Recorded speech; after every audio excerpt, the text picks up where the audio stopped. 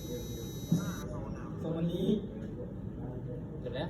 สวัสดีครับ วันนี้ผมจะมาพูดหลักการทำงานของ Checkpoint 5.2 Arduino เล่นเพลง Happy Birthday ด้วยบัสเซอร์ครับ หลักการต่อวงจรขั้วบวกของบัสเซอร์ต่อเข้ากับขาดิจิตอลพิน 11 ของ Arduino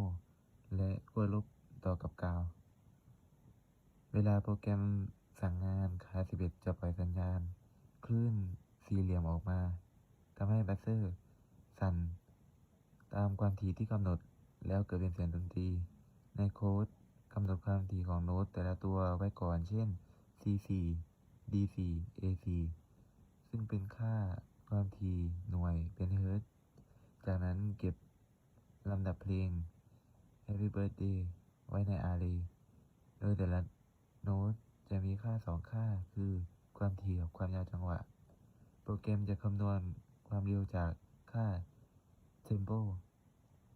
และใช้ฟังก์ชันโทนสร้างเสียงตามความถี่นั้นออกมาทางขา11และจะเล่นแค่ประมาณ 90% ของความยาวโน้ตเพื่อเป็นจังหวะพักเล็กน้อยทำให้เสียงไม่ติดกัน พอเล่นครบทุกโน้ตเพลงก็จะจบเพราะเราเขียนไว้ในเซทับให้เล่นเพียงแค่ครั้งเดียวตอนเปิดเครื่อง แค่นี้ Arduino ก็สามารถร้องเพลง Happy Birthday ได้แล้วครับขอบคุณครับ